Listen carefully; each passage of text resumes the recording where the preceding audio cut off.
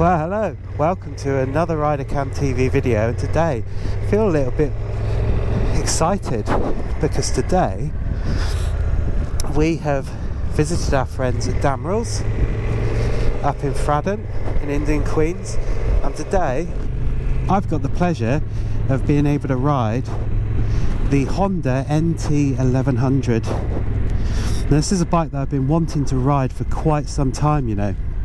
This is the DCT version, and this DCT version is £13,000 in the UK, but it's £12,000 for the manual version. And we'll put up on the screen all of the specs in a minute, or throughout the video. But first impressions of riding this bike. So I'm 5'9". I'm sat on the bike and it feels like I'm sat inside the bike.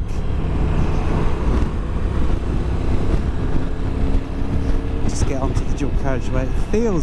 I feel like I'm sat inside the bike, rather like I would on my GS actually. So it very much mimics the GS seating position. I feel really comfortable actually, and it's quite strange because a DCT version of a bike is almost automatic, semi-automatic, depends what you want. You can have it on manual. It's got various modes, tour modes, sports modes, user modes, different things on the screen. It's got Apple Carplay, Android Auto, all that sort of good stuff as well. And it's really smooth. I mean, this is a Honda bike, and we'll show you around in a little bit how special this bike looks, because I think from the front, the side, the rear, it really does look special. Almost looks futuristic, to be honest. And it's one that I've been looking forward to trying for a long time, because DCTs, I think a lot of people kind of shy away a little bit from a DCT bike because they think the bike is making all of the decisions for you with all the changes in gear, and you know, it might be that you're a little bit worried about what it's going to do, when it's going to change gear, that sort of stuff, and how it's going to feel.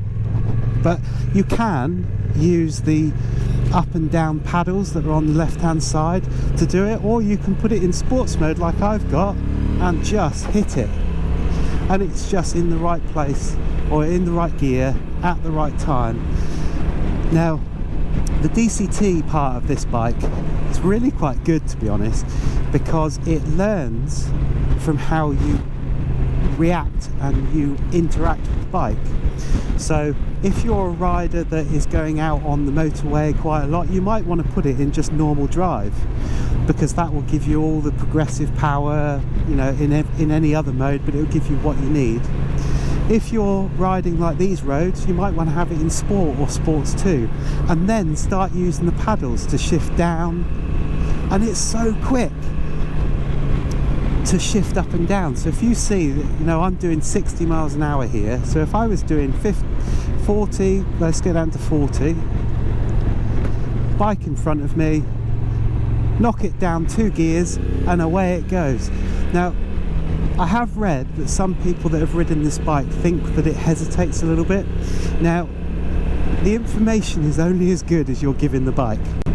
So one thing that one of the Mark, our mates at Damrel, said is that he encourages people when they get a bike like this to use the paddles, so that the bike understands and starts learning a lot quicker your asks of the bike, what your riding style is. So what it will do is, if you're just rolling off and you're coming up to a junction, it will take its time and it will come down and it will bring the speed down, it will hold you going down corners, that sort of stuff.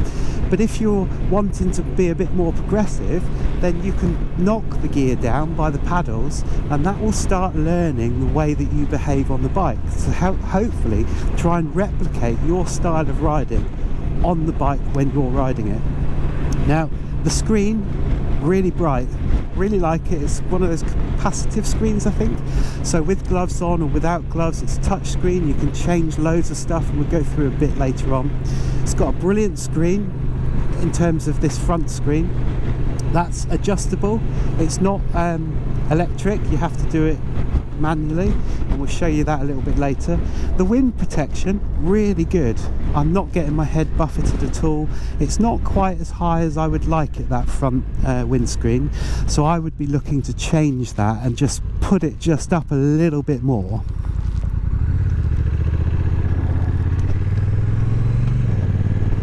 Just to keep all that air off the peak that I've got on this helmet.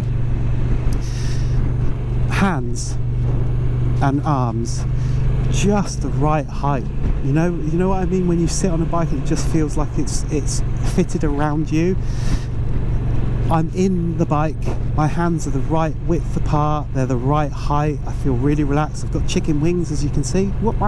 Chicken wings. The mirrors, really good. Love the shape of them because they match the bike, but they also allow me to see an awful lot of stuff behind me no matter where I'm looking. So I've got a real good 360 bubble of information and I can see what's going on. There's a lot going on these handlebars. You've got cruise control, you've got whether or not you've changed the automatic or manual mode, the DCT stuff, you've got the cruise control on the right hand side, which comes as standard on this model, by the way. On the left hand side you've got all the buttons that you can interact with your screen as well as touching the screen. Really, really good. Seat, really comfy, and I feel like I'm being held just right. Now I'm riding along this road and I've just looked, we're doing 60, it feels right on this road. This bike is hardly doing anything, it's like 2,500 or 3,000 revs, but that's nothing, and we're just ticking along. But I'm going to knock it down and instantly I've got more power at my fingertips. Now it's one of those thinking bikes, so if you were to be in a really low gear and you put your acceleration on, it would know that you're going along and it would start changing up for you. If you're in manual mode, it would do that so it doesn't wreck the engine. But it also has got a really good safety feature, so if you're doing 100, even though this bike is only capable of doing 70 miles an hour in the UK, isn't it, because that's what we've got on the road, if you're doing 70 miles an hour, 100 miles an hour, whatever it is, in 6th gear and you want it in 3rd gear and you tap it, it will not allow you to do something that's detrimental to the bike. So you know, it's got some good safety features in there as well. In terms of its weight, we'll put all the figures up because Honda, like a lot of bikes manufacturers, aren't actually giving you leaflets anymore or booklets. It's all online, so we'll put the details on there. But this feels as flickable and as controllable as my GS Adventure would be, as a normal GS would be. It feels a little bit lighter than the GSA. Whether or not it is, I'm not sure, but it feels lighter, and that's with all the boxes on the back. I think it's really good, really, really nice. You can hug the petrol tank with your knees and it just feels right, it feels planted. Now, first time you ride a DCT bike, you're gonna have to get used to the fact, or retrain your brain really, because you don't need to change gear with your left foot. Everything else is the same, but you don't need to change your gear. And a couple of times I've started trying to change gear with my left foot and then realised, well, I don't need to do that because the bike's doing it, and there is no lever on the left hand side, hence the fact that it's a DCT, you don't need it. The suspension, really soft, really nice. It does dip quite a bit, as you saw that I broke there with my front brake. It did dip quite a bit, which is quite surprising, but it's so well weighted. I mean, I'm doing like 8 miles an hour here, look, 10 miles an hour, and it feels so good and smooth, really smooth. So what do you get as standard on this bike? Everything that you see here you get as standard on the DCT model, so that's the more expensive one. But you get cruise control as standard, heated grips as standard, all the gadgets and gizmos. You get Apple CarPlay, Android Auto as standard on that big screen there. You get the USB connections, the cigarette lighter for power, all that sort of good stuff. and you get the 2 side panniers, and the only thing that's an extra on this bike is the top box, and that top box is £550 I think, so it's comparable to BMW's boxes, boom up boxes, all of that sort of stuff, and the Touratech and anything you think of, Givey and all of those, so it's a comparable size box. But it's just lovely, and those winglets on the left and right hand side, you think they look a bit weird. You think, what the hell are they for? Well, I've got no wind on my shoulders whatsoever. Got a bit of crosswind coming across the helmet, but that's not going to be negated by a screen or winglets. But it's just a really comfy bike, a nice touring bike, and I can see this being used by blood bikes, police, paramedics, fire bikes, you know, all that sort of stuff, because it's just really flickable.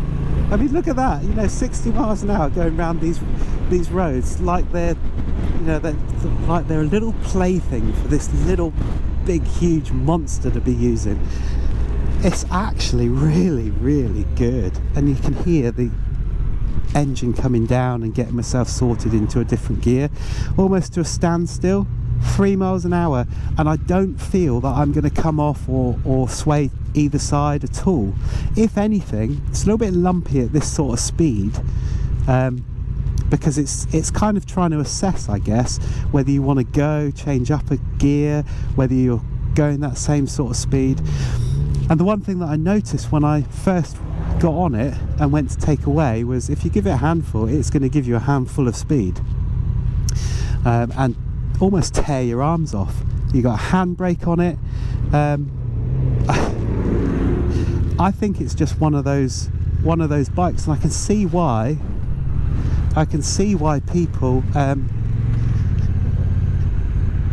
people would buy a DCT.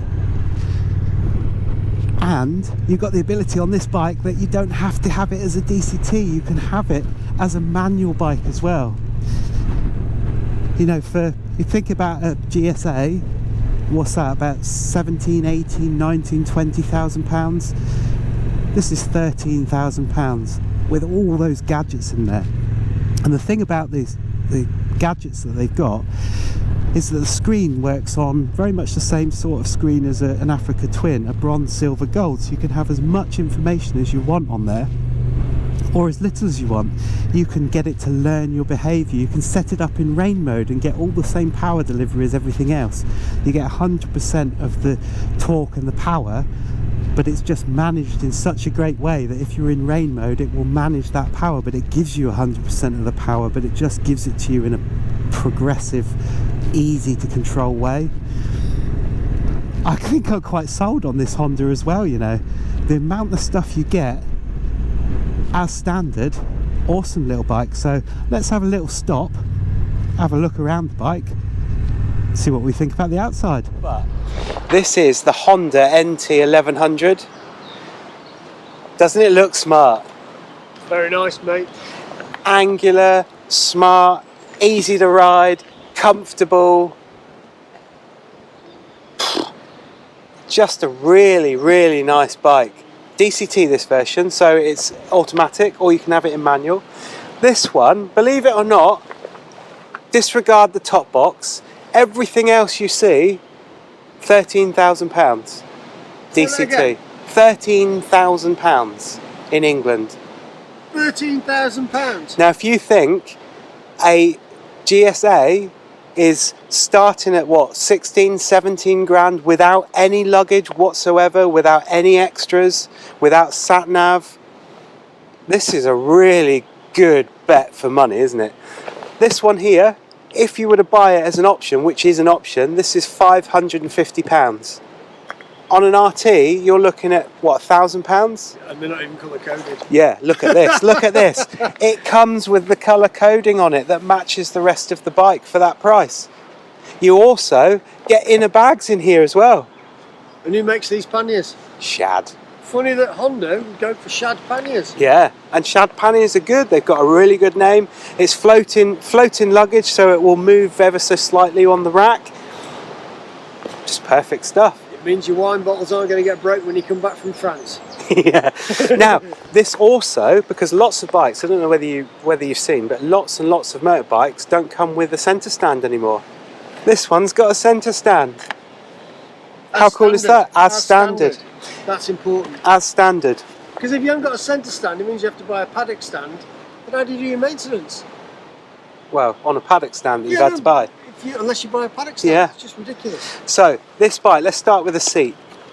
Really comfortable. Now this bike, if you think about the Africa Twin, lots of people when we first reviewed the Africa Twin said, oh, it's not for me because I can't even touch the floor, it's too high. If you think about this as being an Africa Twin, more set up for touring, this seat is not only narrower, but it's lower. I think it's about 800 millimeters high. So you can obviously go up and down a little bit, but you can touch the floor on it. They've thought about it. They've brought the pegs in a little bit, so it's a little bit narrower, so you're not going to gouge yourself on the pegs when you put them down. They've put rubber on the pegs to stop vibrations, of which there are none. And Honda. Do you know, Honda amaze me. There are manufacturers of different bikes, but Honda have always, in my head, rightly or wrongly, always had this pinnacle of making stuff on the outside look as good as, or making stuff on the inside of an engine look as good as the outside. And it's always resonated with me that they're smooth, they're reliable, they're good bits of kit, and this doesn't disappoint really. This is the same engine that's in the Africa Twin, isn't it? Yeah. They've got it in 3 bikes now. I don't know I can't remember what the 3rd bike was. Someone will tell us in the comments. Will. So let's get up to the business end. Woohoo! Right, so let's have a look at this screen first. So if you imagine Africa Twin, same screen as the Africa Twin, you get this split up into 2. Now the only thing that is a downside for me about this screen is it takes ages to start. So if you imagine you've stopped, you're checking something on your phone, you want to go, you've had to wait all that time for it to do its stuff, but I guess it's doing an awful lot of background work to make sure that the bike's ready before you go, so you shouldn't knock it that much. It comes with a built-in sunshade. You know, does it work? Yeah. Where do you get that? And the screen is really vibrant. So in the sunshine that we've had today, and now you can still see the screen is really, really vibrant. And zoom in again to it, Mark. Hang on. This is really good. So it's touch screen. Look at this. I can change anything on the screen just by using my little bitty fingers. Even with gloves on. Even with gloves on. Wow. Yeah. So this is exactly the same as the Africa Twin. So they've ported across the fact that you can change the bike to suit your needs. So up here you've got, I think that's bronze. You get bronze, no, this is gold. Gold, silver and bronze level of screens. So depending on what mode or what you want on the screen, bronze has got far less information on the screen. Silver's got like a middle amount of information, and gold has got everything. So you can put it into a different mode, set your modes up how you want, and have displayed on the screen how much information you want, which I think is really good. And I think when we were doing the Africa Twin, we specifically said that it was one of the very few bikes that was user configurable to the nth degree. Oh, it's crazy. It's crazy. This is much the same, but it doesn't stop there. Apple CarPlay, Android Auto as standard on the bike. Now we haven't had a chance to be able to try that out because I think it's a bit of a downfall for Honda actually. Let's have a look. Let's have a look here. We have got a USB connection here, and it's a really well weathered connection in there, and you've got a gap. Weather protected. Weather protected. So you can plug it in. You've got a little divot there that the wire will come out, and you can put it back in. So it's got good weather protection. But where do I put my phone? Nowhere. And I think it was a KTM 1190, 1290. It actually had a pocket that you could down the fit. front there. Yeah, it fits an iPhone in. there isn't a pocket here. I dare say they'll say, well, you can get a tank bag and you can put it in there, or That's not the point. you can get a quad lock or something, because quad lock's great. Plug it in and put it on your handlebars. But that's kind of defeating the object of having the functionality there without spending more money. Also, I've spotted a flaw in the plan as well. Okay. You know how I like my GPSs to be mounted above the screen? Yeah. It's going to be kind of a little bit difficult to do that. So it means you've got to put it on the handlebars. Yeah. Down there, which I find horrendous because you have to take your eyes off the road. Or mount your phone there, plug it in and use Apple CarPlay. Will that show on the screen? Yeah, Apple CarPlay, it's got all your mapping, all of your music, everything on it. Wow. Just off your phone. I just learnt something. Every day's a school day. So, then we've got another screen. Now, it's quite weird that they've chosen to have on this screen miles per hour as well as on there. I don't know whether that's the same when you ride it. Yeah, I don't know whether that's a legal thing that you have to have done, but I guess it's because if you change this screen to have a different amount of information, you want that always to be on view. And then again, you've got your obligatory signs for your cruise control, which comes as standard. Neutral and all that kind of stuff on there as well, isn't it? Yeah, and your neutral and your oil and your indications and all that sort of stuff. Then we've got a power outlet, which is not one of these proprietary things. Take note, BMW. This is a really good one. It's a proper one. Yeah. It's for man's electricity. Yeah. And then we come to the colossal control panel that is here. So we have got about 1,000,001 buttons. We've got star buttons so you can put things on your screen, or settings you can start to get quickly. You've got an enter button, a back button, a sideways, up, down, fast forward, rewind, all that sort of stuff. Indicators, hazards, horn, and then you've got this special button that goes down a gear, down a gear, down a gear, and on the back you've got up a gear, up a gear, up a gear. On the front side of it. Yeah, just down here. Around here. Just down here. Then you've got your pass lights, that sort of stuff, function buttons, all the stuff to do with your phone and Siri and Apple Siri? CarPlay. Nobody speaks to Siri, for God's sake. Why would you want that blooming thing? And then on this side, kill switch, starter. Then you've got, this is where the magic happens really. You've got your drive modes there. So you've got automatic, sport plus, there's a whole host of them. Automatic or manual, you can also have it in manual. And obviously your neutral. And then down here, you've got, as standard, cruise control. So providing the little indicator has got it on, it's just, you select it, select the speed up and down, and then to disengage it, use your brake or your foot brake, or just throttle off because there's a little bit of a movement there. And you've also got a function button there. So they've really crammed stuff in. But what is this, you may ask? I was going to say, what is that big thing there, Chubby? That is the handbrake. Because being a DCT, Handbrake? yeah, because being a DCT, it always defaults to neutral. You don't want it rolling away, so you've got a handbrake. And that's just literally, you take it off and you put it on. It's the cable. Couldn't be simpler. Like that. Yeah. I do like DCT bikes. Yeah.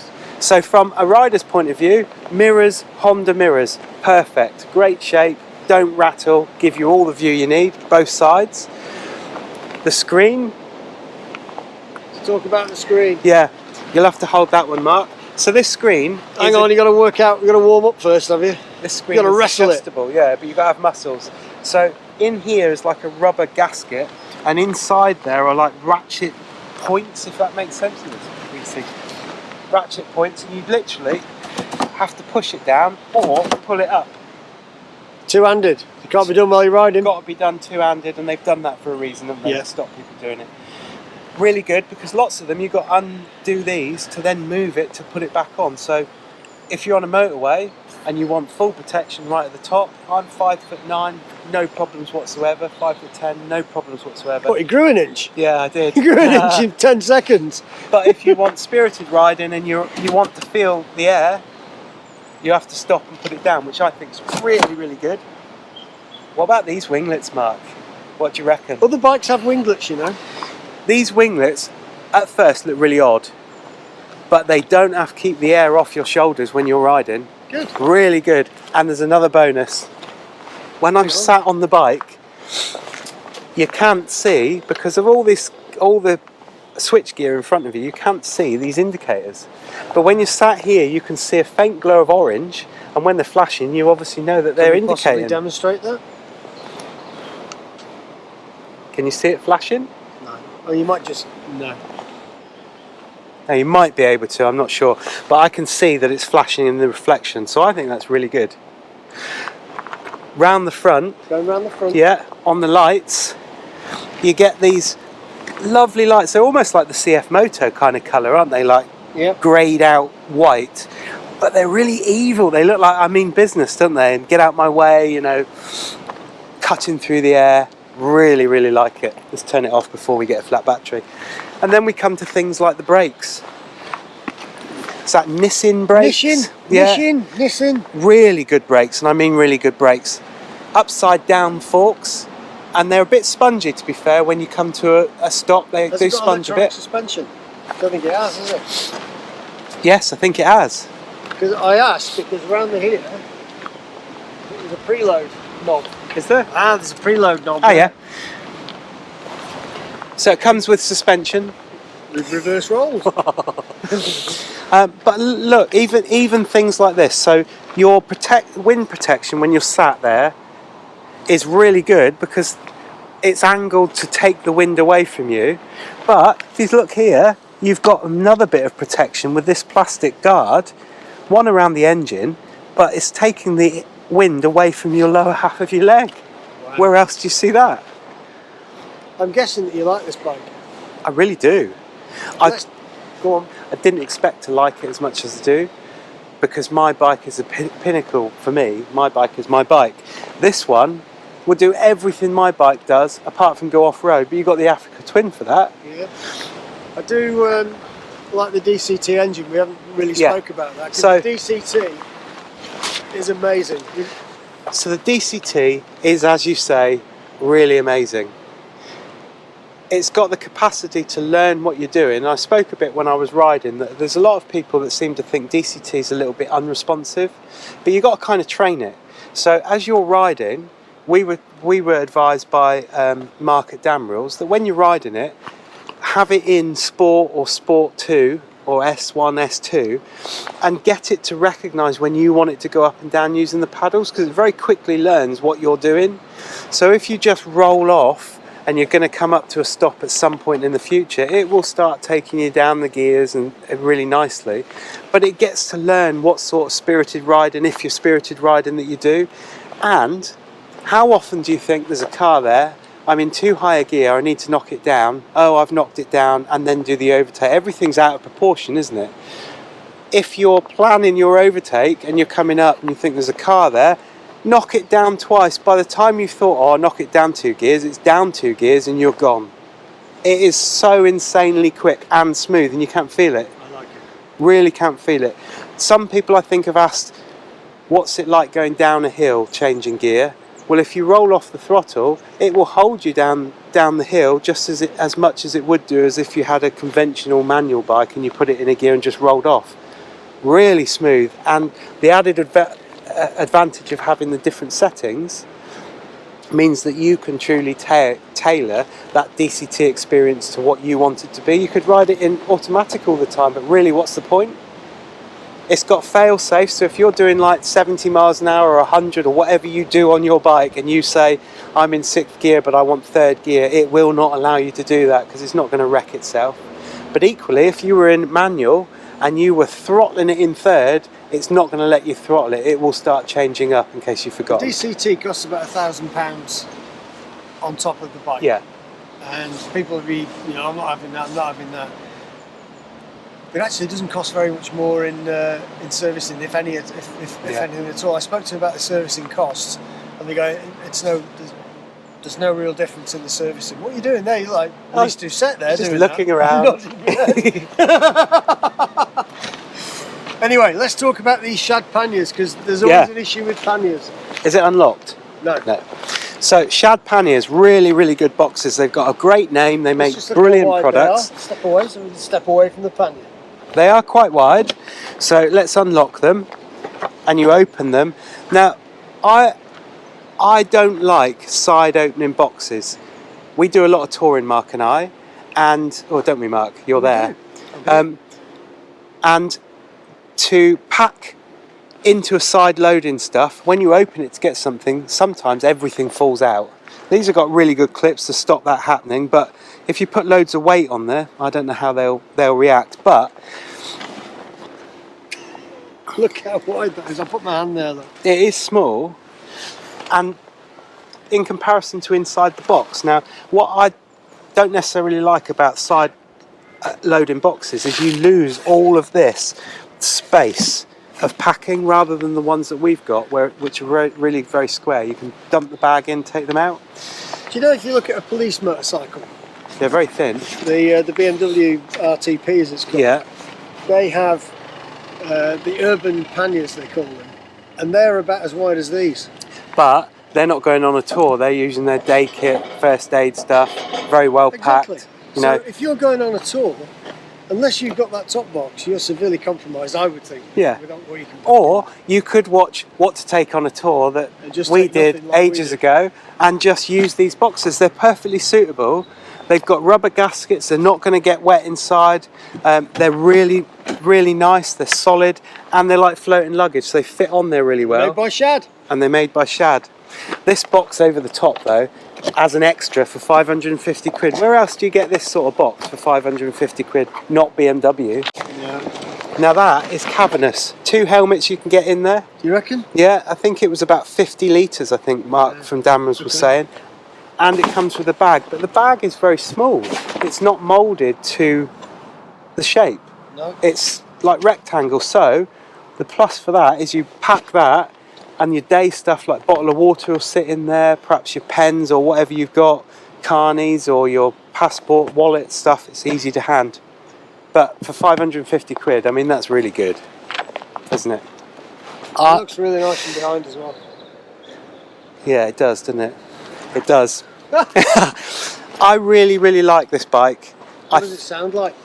We haven't done the It sound sounds really nice. Right, where's my key? He's put me on the spot. Can't remember how to do it, can you? Yeah, I've got to Kick it over, sir. I've got to get the key. Right. So I got my handbrake on. It will default to neutral, which it has done already, but waiting for this screen to come up. As soon as the screen comes up, then I'll start it. I don't want to confuse the old girl.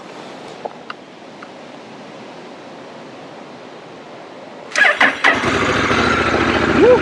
Throaty roar. Woo. I wonder why I'm videoing an exhaust. It reminds me very much of a triple sound, and that burble doesn't stop when you're riding it. That's like ticking away in the background. Really, really nice. For the money, I think that it's a real contender for the touring market. Perhaps people that don't want to buy a GSA, because most people are like Chelsea tractors, aren't we? We don't always ride them off-road. Perhaps some of them will never see off-road. I really like this. This is really nice. And I can see blood bikes and paramedics, police, that sort of thing having it. Obviously they've got to test it and make sure it's right for them, but wow, it goes. Really goes. So go out and get yourself one. Check out Damrels, because they've been good enough to let us take the bikes out as always. Get a good deal down there anyway. But give us a thumbs up if you like the video, if you like the bike. Subscribe to the channel so you can see more of the videos,